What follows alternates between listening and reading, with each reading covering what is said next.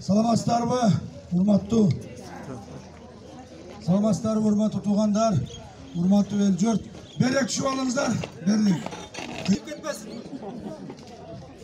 Çakalarak gel, çöver gel, tezin. Çakalay ver. Çakalay ver. Salamatlar geldi sizlerge.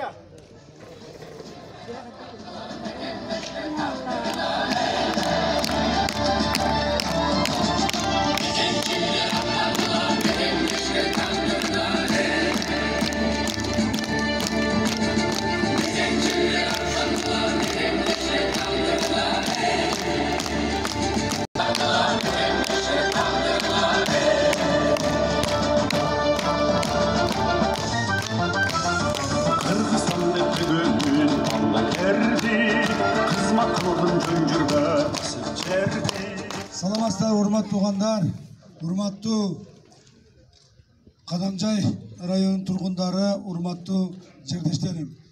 Hurmatlı tuğanlar, özünüzге жақсы белгілі болғандай, bu yıl 4. октябрда мамлекетимизде парламент шайлоо болот.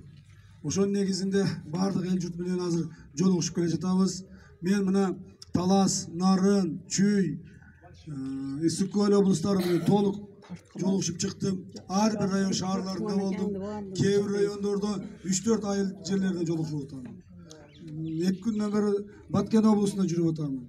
Кече Лейлек районунда, Бирле районунда 4 жерде жолугушуп өткүздүм. Бүгүн мына Баткенде 2 жерде өткүзүп, мына силерде дагы бүгүн 2 жерде өткүзөбүз тугандар. Ошон үчүн бир аз кечигип калдым, кечирим сураймын. Кечиресиздер. Баягы көпчүлүк экен, анча жерден кой бербей калат экен. Ошон үчүн мен сиздерден дагы бир жолу кечирим сураймын. Бир аз кечигип келип калдым.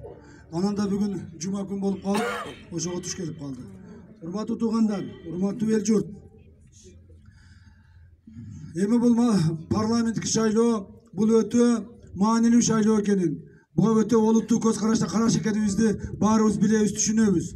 Акылы бар, эси бар, бир аз ойлонгон адамдын баары түшүнөт. Себеби мамлекетибизде биз, урматтуу туугандар, бир гана шаардык же райондук депутаттар эмес, мамлекетибизде эң чоң мыйзам чыгаруу парламентинин депутаттарын шайлайбыз. Эң чоң бийликти шайлап атасыздар. Ошол парламент чыгарган мыйзамдар менен элибиз жашайт. Парламент түзгөн өкмөт менен элибиз мындан ары жашоо турмуштарына оң же терс таасирин тийгизет. Ошондо бир чоң проблема пайда болду. Бардык жерде проблема пайда болду да. Бул силерде барбы жокпу билбейм, Кадамжайда. Мына эми бүгүн келдик, бүгүн билебиз, сурайбыз кандай болуп атканын. Бул проблемасы.